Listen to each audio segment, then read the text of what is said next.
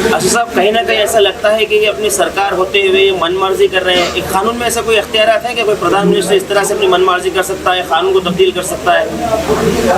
ये अब चल रही है ना, अब चल रही है। नहीं, एज पर द लॉ की अगर हम बात करें, कानून में देखिए सच्चाई ये है कि जब पार्लियामेंट का इफ्तिताह हुआ था तो प्राइम मिनिस्टर को नहीं करना चाहिए था, स्पीकर को करना चाहिए था, क्योंकि स्पीकर कस्टोडियन होता है। मगर प्राइम मिनिस्टर ऐसा है ना, हर चीज़ में वही दिखना चाहते। फिर इनॉग्रेशन भी उन्होंने कर लिए, स्पीकर साहब नहीं थे, अब ये भी वही करने वाले हैं। तो हर चीज़ ऐसा हो रहा है कि एक डोमिनेंट एग्जीक्यूटिव की वजह से हमारे आइन में जो theory of separation of powers है वो कमज़ोर पड़ रही है। एक ड्राइवर्स का लॉ रिसेंटली अमित शाह ने जिस तरह से लागू किया था, एक ड्राइवर ने आपसे गुफ्तगू भी की थी ऑन कॉल, तो आपने बताया था कि आपने आवाज़ उठाई। तो ये चीज़ें जब आवाज़ उठती हैं तो ये एक मिसाल तक क्यों नहीं पहुँचती है? ऐसा है ना, अब तो आवाज़ उठाने वाले भी नहीं रह गए।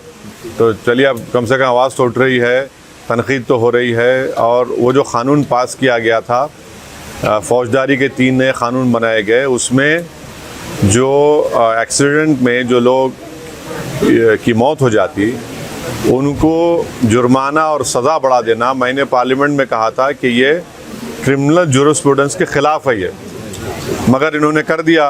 बल्कि वो पूरे क़ानून का इतना गलत इस्तेमाल होगा, आप देखना मुसलमान दलितों पर, कि हर एक पर उस क़ानून को इस्तेमाल करके उनके सिविल लिबर्टीज़ को। बल्कि मैंने पार्लियामेंट में कहा था कि अगर आज महात्मा गांधी और भगत सिंह जिंदा होते, उस कानून को देख के बोलते ये रोलेट एक्ट है। INDA भाजपा और इसको बीजेपी को टक्कर दे सकते हैं। देखिए, ये भारत की आवाम को आप अंडर एस्टिमेट मत करिए। जब भारत की आवाम इस बात को महसूस कर लेगी कि मैजिक शो चल रहा है और मैजिक शो में ना नौकरी मिल रही, ना महंगाई कम हो रही, ना चीन हमारी ज़मीन छोड़ के जा रहा। मैजिक शो में मैजिशियन क्या कर रहे, वो ऐसा टोपी में से खरगोश निकाल रहे, खरगोश में से एक फूल निकाल रहे, फूल में से एक फुलझड़ी निकाल रहे, पब्लिक उसी में खुश है। तो एक ना एक दिन ये मैजिक शो ख़त्म होता। स्कूल में मैजिक शो देखे ना आप लोग, मैजिक शो ख़त्म हुआ था, उसके बाद क्या होता, सब जने क्लासरूम चले आते, तो अभी मैजिक शो चल रहा।